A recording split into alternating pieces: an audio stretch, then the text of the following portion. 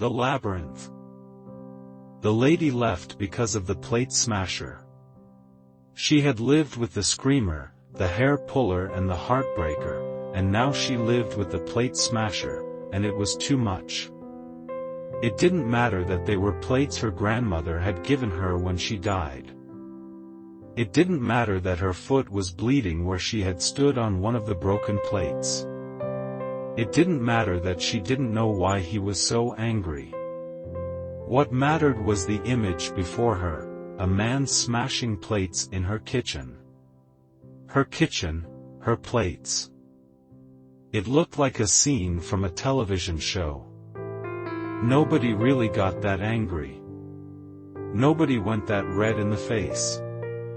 Nobody smashed every single plate in the cupboard, until the floor was a sea of white. She calmly walked out of the house, ignoring the pain in her foot.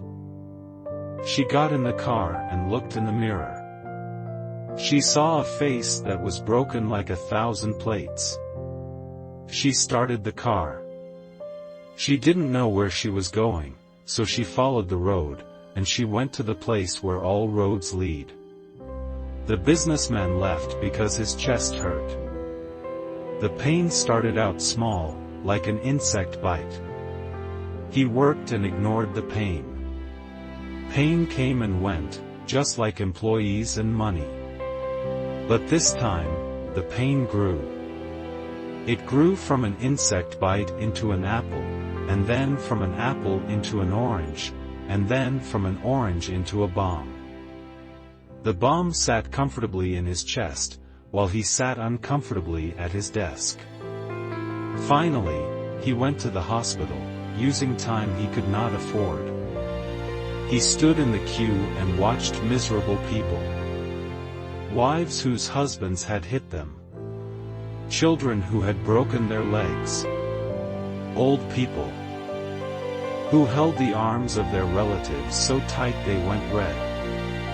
I should not be here, he thought. And the doctor seemed to think the same. There was nothing particularly wrong with him.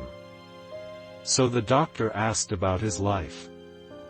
The businessman told her, in cold, fast words.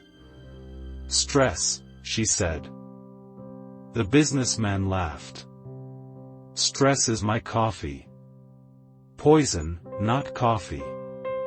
If you keep drinking it, you'll be dead in 3 months. He smiled and got up. Went to his car. Looked in the mirror. He saw a winner. But his chest said, death. He didn't drive to the office. He didn't drive to the park. He didn't drive home. He followed the road, and he went to the place where all roads lead. For the young man, there was no one moment. The moment lasted 12 months.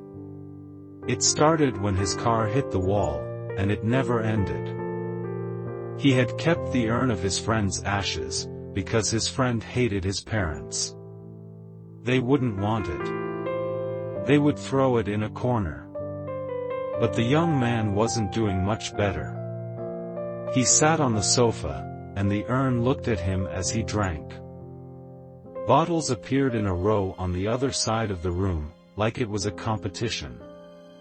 1 dead friend, 1 bottle of beer, 2 bottles of beer, 3 bottles, 4. The urn lost to beer. The ashes lost to wine. The friend lost to vodka. The day lost to poison. One day, the young man got into his car. This was the one place he was never drunk. He could at least do that. Then he saw the clock. He saw the date. 12 months ago, he killed his friend. So he drove. Not to the place where it happened, he could never go there. Not to the supermarket to buy more beer. He followed the road, and he went to the place where all roads lead. The 3 met outside, but they said nothing. Their roads did not meet. The lady went in first. She walked quickly, like a man was following her. Left here, right there. No reasons, no thinking. Her feet smashed dry leaves on the path. Her mind said, slow. Think. She ignored it. Then she came to a fork that was different. Here, there were two images on the stone walls. On the left, a woman of fire. The lady felt the heat of it in the air. Her hair was burning waves. Her eyes helped ships reach the shore. Her body invited sailors to greet it.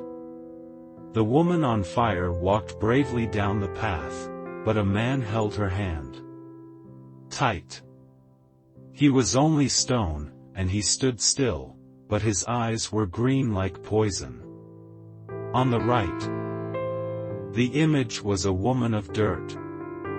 She sat on the ground, her hair short, like an ugly bird. And birds came to her, sat around her. Was she so quiet that they were not afraid of her? The woman in the image did not walk, and there were lines of age in the stone. She could be 1,000 years old. She sat alone, with only the birds for friends. The lady saw her and felt calm, and the feeling scared her. She did not wait long at the fork. She turned left. The businessman went down a different path, which led straight through the labyrinth. With each step, his chest felt tighter. The bomb was shaking, dancing madly. He ignored it. He did not come to a fork, but a fountain. Its water was pure, but the path led around it.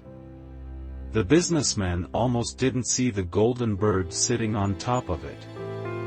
The bird was small, but the gold was so pure that it shone in the sun. It had to be worth thousands. The businessman's mind did its job. It melted the bird, turned liquid gold into cold numbers. He could sell it for this, and with that money, he could get an assistant. He could pay someone else to do his job. For a while, he could pour the money into his business. He touched the bird, and felt a strange feeling. Like an insect bite. Hot. He pulled his finger away. It shone in the sun now, too. It was made of gold. His mind worked again. Worked so quickly that he almost took the bird without thinking. But no. He could not melt his own body. He could not become numbers himself. He had tried, and now he had a bomb in his chest. He couldn't move his finger. It was dead. Beautifully, beautifully dead. The businessman continued down the path. The young man stopped at every fork. He couldn't think. He was a child in an adult's body.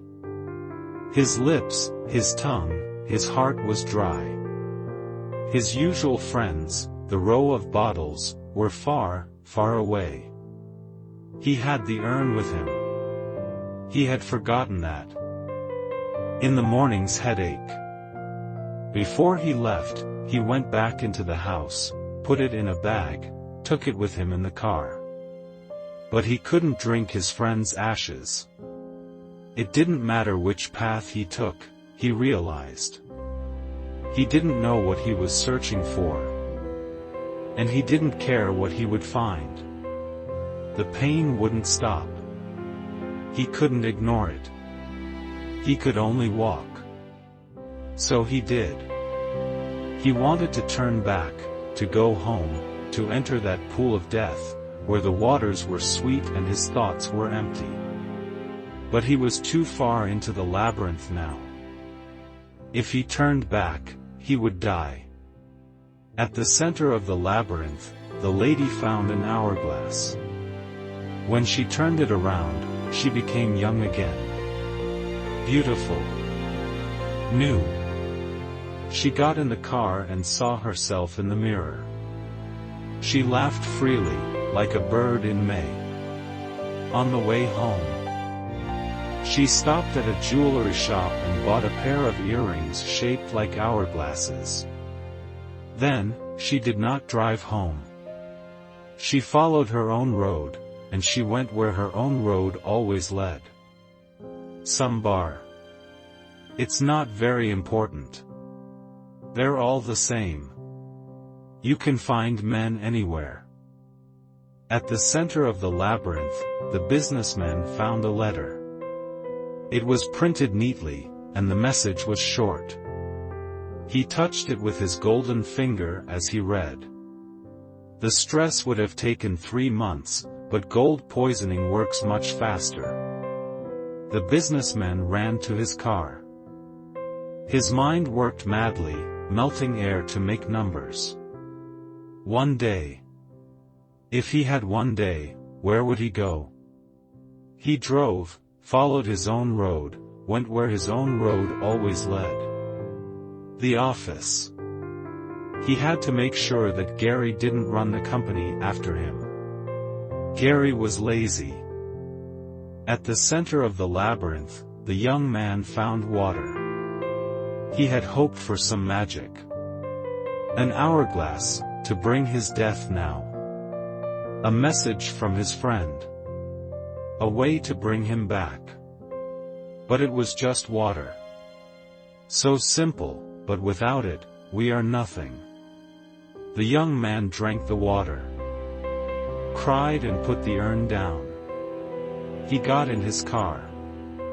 He followed his own road, and this time, his own road went somewhere new.